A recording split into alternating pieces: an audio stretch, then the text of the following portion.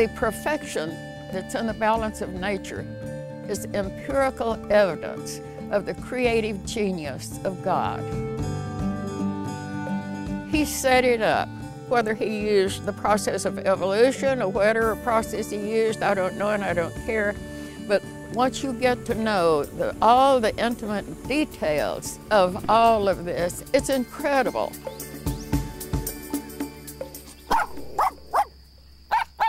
She would never admit it, but Geraldine Watson knows as much about the ecology of the Big Thicket as anyone. For over half a century, she has fought to preserve the forests, animals, and plants here in the East Texas piney woods. I never planned to be a botanist. I never planned to be an ecologist. I never planned to be a park ranger. I just simply seemed to drift into things. Today, Geraldine spends most of her time in this 10-acre preserve, caretaker of a tiny remnant of the beautiful virgin forests of her childhood. I stopped and I walked out on that point and I said, this is where I'm going to spend my declining years. Don't you think this is a nice spot? All around us are little spots like this. If we just look for them and protect them and appreciate them, you know, we'll always have them. Geraldine started her preserve back in the early 1960s. It's located about 45 miles north of Beaumont, bordering the north shore of Lake Hyatt.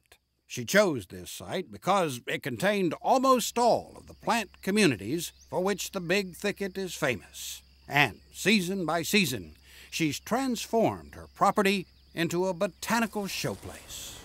See how well that's doing that Pauline Yes. and I transplanted. I saw that the other day and it looked great. Yeah.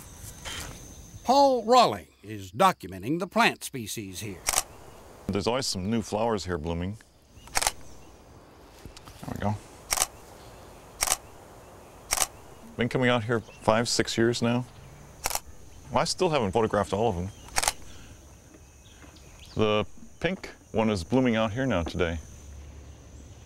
It's so complicated here as far as really understanding the flowers, because there are so many and they're so unusual. The loss of each plant or each animal takes us, me personally, closer to extinction because we're all part of the chain of life.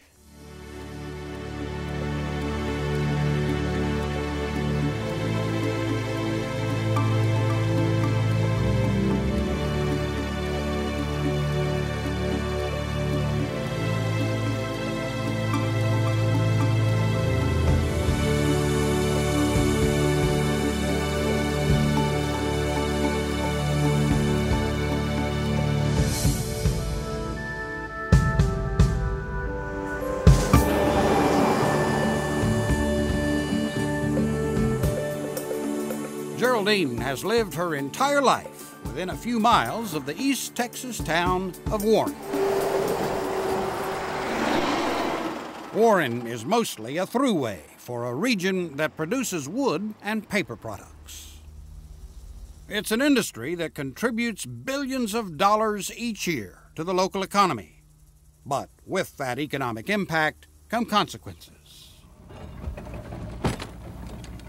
The decline of the Big Thicket started while Geraldine was still a child. Huge old-growth forests were cut to fuel the fires of progress. And that fueled the fire of Geraldine's activism.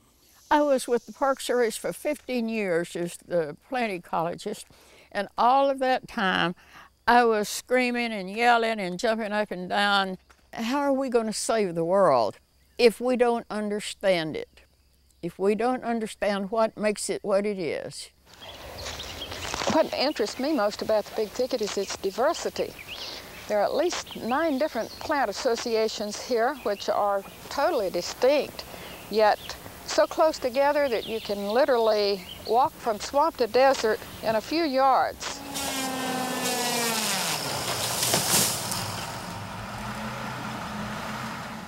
By the 1960s, 90% of the virgin forests were already gone. That's about the time the Big Thicket Association was formed, and Geraldine was one of the founding members. She could talk to groups, and she was so good at explaining what was unique about the Big Thicket. Geraldine was as comfortable testifying to congressional subcommittees as she was talking to Audubon groups, and her book, Big Thicket Plant Ecology, elevated her to near rock star status within the botany world. Her 8 ecosystems that she put together gave everyone a better understanding of what we were trying to save and why we were trying to save it. I think her contribution was just immeasurable. In the old days, there were very few people like me, and we were called those little old ladies in tennis shoes. But those little old ladies turned out to be a formidable group.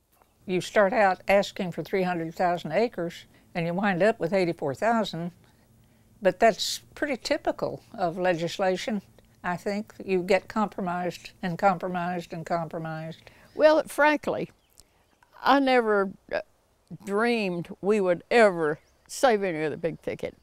But the National Preserve only happened after a decade of contentious negotiation with the timber and oil companies. It wasn't a smooth path, and there was controversy involved.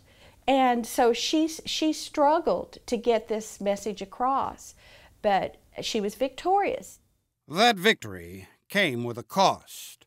Geraldine and her family were ostracized by many people in their East Texas community.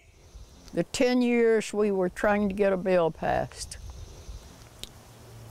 You have no idea what my children went through. But the family stuck together through good times and bad. And one of her children, David, grew up to be as passionate about conservation as Geraldine herself. It was David who helped her manage the preserve, right up until his death in a car wreck in early 2008.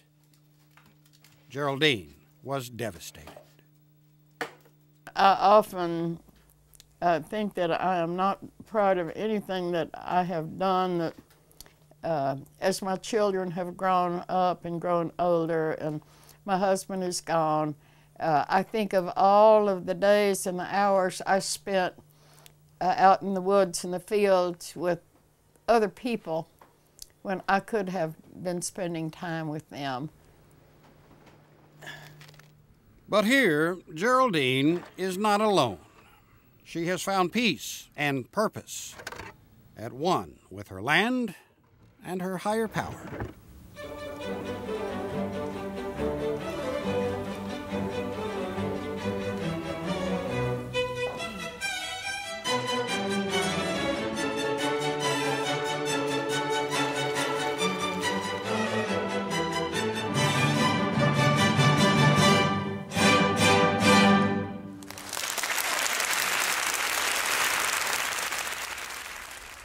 As she gets in the car and says, "I'm ready to go." Geraldine is still trying to save the world. Only now she's limited her efforts to these 10 acres. But what she's done here is remarkable, providing tangible proof that land can be restored and ecosystems can be revived. Geraldine would just call it preserving empirical evidence of the creative genius of God.